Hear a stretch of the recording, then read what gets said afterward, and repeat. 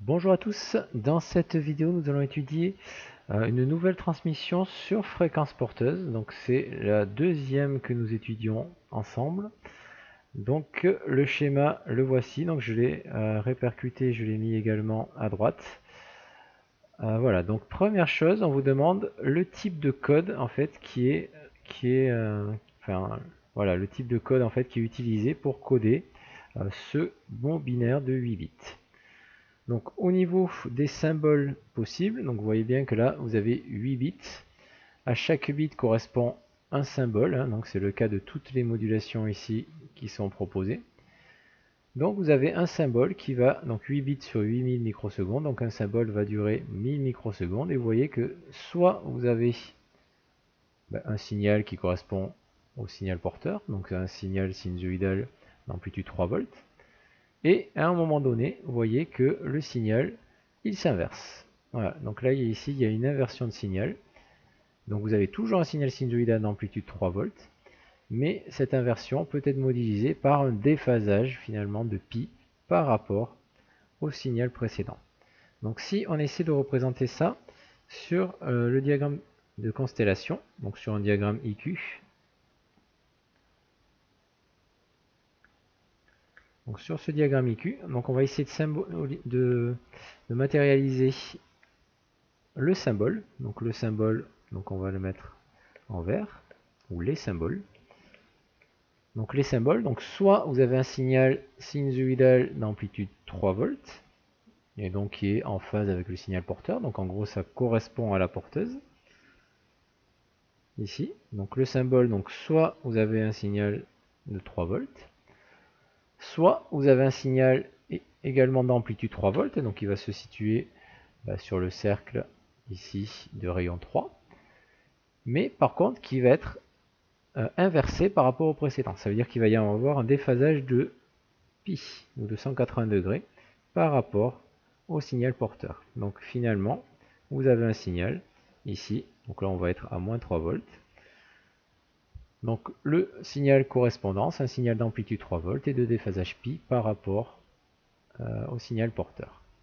Voilà, donc le code qui va être traduit en fait par ces symboles-là. Donc vous allez avoir deux bits possibles, hein, donc soit le 0, soit le 1. Et donc pour un signal d'amplitude 3 volts qui correspond à la porteuse, ça va correspondre à un 1 logique. Et le signal déphasé de pi par rapport à la porteuse va correspondre à un 0 logique. Voilà, donc ça c'est le code binaire en fait. Enfin le bit associé. Voilà, donc ici vous avez une modulation, donc l'amplitude ne change pas, donc c'est pas une modulation d'amplitude. La fréquence ne change pas, on a toujours la même fréquence, donc c'est pas une modulation de fréquence. Et donc ce qui reste, c'est la modulation de phase. Donc effectivement, vous avez un signal qui va être déphasé de pi par rapport au précédent. Donc c'est une modulation de phase à deux états. Donc on pourrait appeler aussi modulation BPSK. Donc ça, on peut l'écrire, hein. Donc Binary Phase Shift Keying. D'accord, qui n'est autre qu'une modulation PSK à deux états. Voilà, donc ici type de code PSK.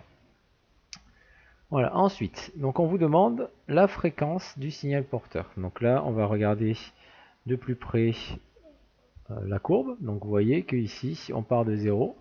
On va avoir une période, deux périodes, trois périodes, quatre périodes sur un temps de 2000 microsecondes. Donc sur 2000 microsecondes, donc on va essayer de prendre un nombre entier de périodes. Hein. Donc ici,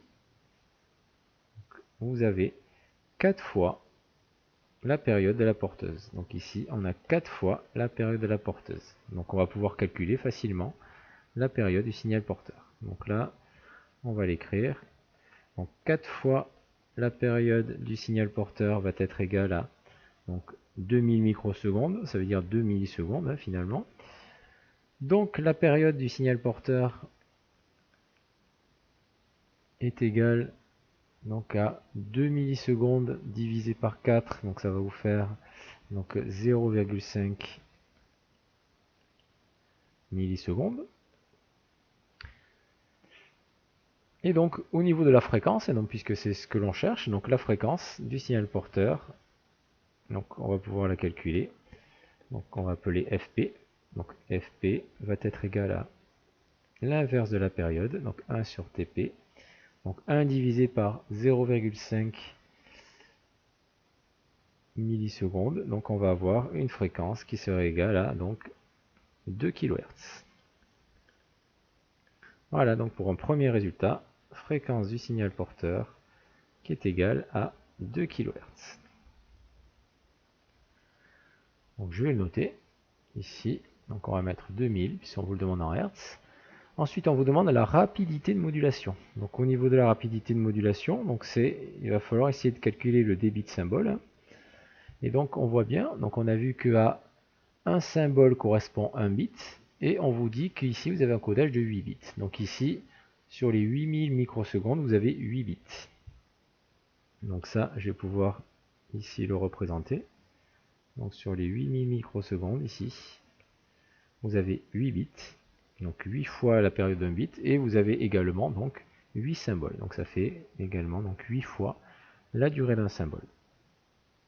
Donc ça va nous permettre de calculer la durée d'un symbole. Donc la durée d'un symbole, 8 fois la durée d'un symbole est égale à 8 millisecondes. Donc ce qui fait une durée de symbole, donc j'ai mis TP, c'est une erreur, donc c'est TS.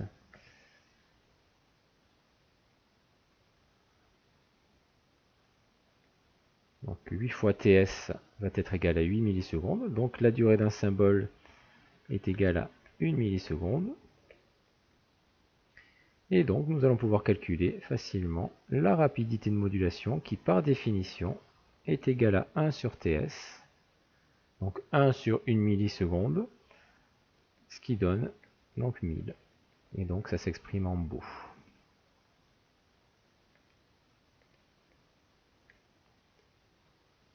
Voilà, donc vous avez une rapidité de modulation qui sera égale à 1000 beaux.